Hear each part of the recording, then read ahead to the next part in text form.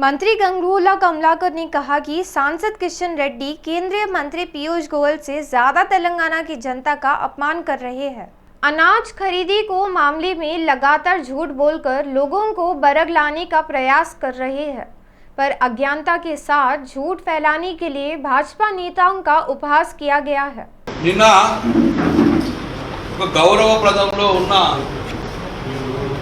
కేంద్ర మంత్రివర్యులు ఒక బాధ్యత గల కేంద్ర మంత్రివర్యులు కిషన్ రెడ్డి గారు తెలంగాణ రాష్ట్రం మీద విషం చిమ్మాలని, తెలంగాణ ప్రభుత్వం మీద విషం చిమ్మాలని, తెలంగాణ ప్రజల ఆత్మగౌరవం దెబ్బతీయాలని,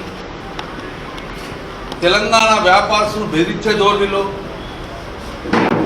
ఈ రాష్ట్రం మొత్తం రాష్ట్రంలో దొంగతనం జరుగుతుందని, ఢిల్లీ వేదికగా ఈ రాష్ట్రాన్ని అవమానపరిచే విధంగా విషం చిమ్మింది।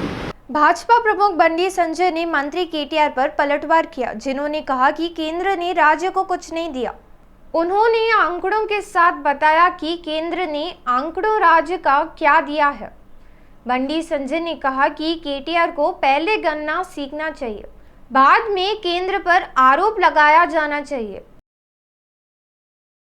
కేంద్ర ప్రభుత్వం పైసలు చెప్పి దరిద్రుడా నీకు లెక్కలు చేస్తే నేర్చుకో, 2021 వరకే 2021 లెక్కలు చెప్తున్నా, పన్నుల వాటా కిందనే 1,68,000 కోట్ల రూపాయలు ఇలా కేంద్ర ప్రభుత్వం వివిధ పథకాల కింద, కేంద్ర భాగస్వామ్య పథకాల కింద 1,68,000 కోట్ల రూపాయలు కేంద్రం ఇచ్చింది।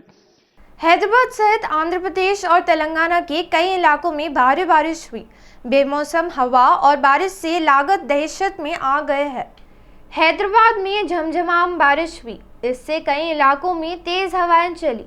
माधापुर, बंजारा हिल्स, चिंतल, गजुलारामम, बोडुपल, कुकटपल्ली, नामपल्ली, यूसुफगुड़ा और एसआर नगर में भारी बारिश हुई। शमीरपेट में ओले गिरे। गच्चीबौली खाजागुड़ा सिग्नल पर भारी ट्रैफिक जाम हो गया। भाजपा सांसद धर्मपुरी अरविंद मंत्री ने केटीआर की जमकर आलोचना की। उन्होंने कहा कि विपक्ष और जनता के प्रति जवाबदेह होने के बावजूद भी दोनों अपना पल्ला झाड़ने के साथ साथ उल्टा विपक्ष पर हमला कर रहे हैं। उन्होंने कहा कि इन्हीं कारणों से बंडी संजय की पदयात्रा की आलोचना कर रहे हैं।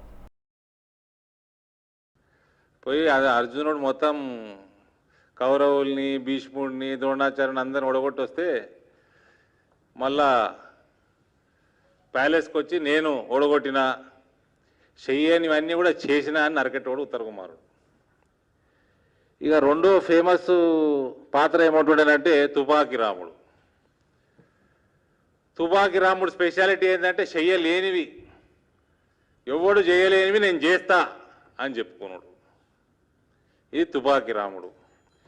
ఇవన్నీ నడుస్తూ ఉంటే మధ్య మధ్యలో పబ్లిక్కి, పిల్లలకి నిద్రొస్తుంటే మధ్య మధ్యలో ఇంకో పాత్ర బుడ్రకాన్ ఉంటుండే, వాడొచ్చి జోకులు చెప్పుడు, అసందర్భంగా ఏదన్నా మాట్లాడనట్టు జోకులు చెప్పుడు, బెదిరించుడు, ఇదొక పాత్ర। वीएच नाराज है कि टीआरएस मंत्री पुवाड़ा अर्जी फर्जी तरीके से कांग्रेस नेताओं के खिलाफ केस दर्ज कर रहे हैं। सीएम ने कहा कि लोगों के लिए केसीआर पर भरोसा करने की कोई शर्त नहीं थी। सीएम ने कहा कि लोगों के लिए केसीआर पर भरोसा करने की कोई शर्त नहीं थी।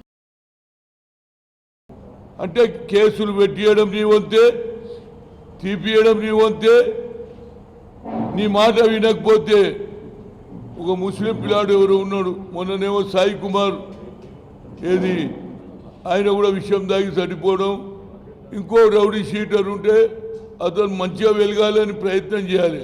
ముఖ్యమంత్రి ఏమంటారు తెలుసా, పోలీస్ విత్ ఫ్రెండ్లీ, కానీ ఇక్కడ ఉల్టా అవుతున్నది, పోలీసు వాళ్ళే రౌడీలను తయారు చేస్తున్నారు। అంటే నువ్వు 4 సార్లు వాడిని బెదిరించి లోపలేస్తే వాడు ఏమవుతాడు, ఫైనల్గా రౌడీ అవుతాడు కదా। అంటే ఈయన రౌడీజం పోని న్యాయం అంటే 2 దిక్కులు ఉండాలి। नामपल्ली कोर्ट ने गांजे की आपूर्ति करने वाले आरोपियों को भारी सजा सुनाई है। सजा के अलावा भारी जुर्माना भी लगाया गया है। नामपल्ली कोर्ट ने एक वाहन में 1320 किलो गांजा ले जाने के मामले में 2 आरोपियों को 20 साल जेल की सजा सुनाई है। सजा के अलावा 1 लाख रुपए का भारी जुर्माना भी लगाया गया। इससे पहले मोहम्मद अमीन और रामेश्वर को DRI पुलिस ने गिरफ्तार किया था। रमजान के पवित्र महीने के साथ हैदराबाद मुस्लिम प्रार्थना के अलावा हलीम, रात्रि बाजार और चूड़ी बाजार उत्साह से गुलजार है। कोरोना के कारण पिछले 2 साल से रमजान काफी फीका रहा, लेकिन अभी स्थिति ठीक है। हलीम केंद्र कुकुरमुत्ते की तरह उग आए हैं, जगमगा उठे। इसी तरह रमजान के महीने में चार मीनार का रात्रि बाजार प्रसिद्ध है। पुराने शहर को नया जीवन मिलता है। कई लोग मॉल हैदराबाद को देखने के लिए रात्रि बाजार के लिए चार मीनार जाने का सुझाव देते हैं। रमजान के महीने में चार मीनार एक लोकप्रिय शॉपिंग डेस्टिनेशन है। रमजान के पकवानों में पुराना शहर का गोश्त, मरग, पाया और हलीम कुछ खासियतें हैं। व्यापारियों की उम्मीद है कि मांग मजबूत रहेगी क्योंकि इस बार कीमतें कम है। बुनकरों को चिंता है कि पावरलूम उद्योग धीरे धीरे बंद हो रहा है। सिलसिला में टेक्सटाइल्स पार्क के सामने सीटों के तत्वावधान में विरोध प्रदर्शन किया गया। हथकरघा और बुनाई श्रमिकों ने निराशा व्यक्त किया है कि सरकार की कुछ गलतियों के कारण कई श्रमिक आत्महत्याएं कर रहे हैं। सीटू नेताओं ने श्रमिकों से टेक्सटाइल पार्क में उद्योगों को चलाने के लिए रोकने के लिए कदम उठाने का आग्रह किया। विजयवाड़ा में एक पागल युवती से दुष्कर्म की घटना ने पूरे राज्य को हिला दिया। सरकार ने लापरवाह GGH अस्पताल पर गाज गिराया है।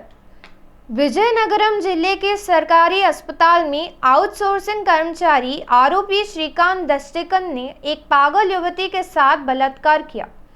प्यार के नाम पर झूठ बोलकर अस्पताल ले गया और अपने दोस्तों साथ सामूहिक दुष्कर्म किए। विपक्षी समूह ने इसी घटना को सरकार की विफलता कहा। अधीक्षक सौभाग्य लक्ष्मी ने इस संदर्भ में GGH में घटना के बारे में बताया। CCTV काम नहीं कर रहे थे और कर्मचारियों ने माना कि यह घटना लापरवाही के कारण हुई है। केंद्रीय मंत्री अमित शाह ने कहा कि लोगों के अधिकार की रक्षा के लिए आतंकवाद को खत्म करने की जरूरत है। NIA की 13वीं स्थापना वर्षगांठ समारोह को संबोधित किया। आतंकवाद के अलावा कहीं और कोई मानवाधिकार उल्लंघन नहीं है। जम्मू कश्मीर में आतंकी गतिविधियों ने भारी कमी आई है। शाह ने कहा कि NIA की कार्रवाई के आतंकियों का दम घुट रहा है। केंद्रीय परिवहन मंत्री नितिन गडकरी ने इलेक्ट्रिक वाहनों में आग लगने और बैटरी फटने की घटनाओं पर प्रतिक्रिया दी है। यह सुझाव दिया जाता है कि इलेक्ट्रिक वाहनों के निर्माण में गुणवत्ता का पालन किया जाना चाहिए। इलेक्ट्रिक वाहनों के निर्माण में गुणवत्ता का पालन नहीं करने पर भारी जुर्माना लगाया जाएगा। उन्होंने यह भी चेतावनी दी कि वाहनों को वापस लेना होगा। मोदी सरकार मोटर चालकों की सुरक्षा के लिए प्रतिबद्ध है। उन्होंने ट्विटर पर कहा, हाल ही में निजामाबाद में इलेक्ट्रिक वाहन की बैटरी फटने से एक व्यक्ति की मौत हो गई। उन्होंने कहा कि पिछले 2 महीनों में देश भर में हो रहे ई-वे विस्फोटों की जानकारी उनके संज्ञान में आई है। उनमें से कुछ की जान चली गई और अन्य घायल हो गए, मंत्री ने कहा।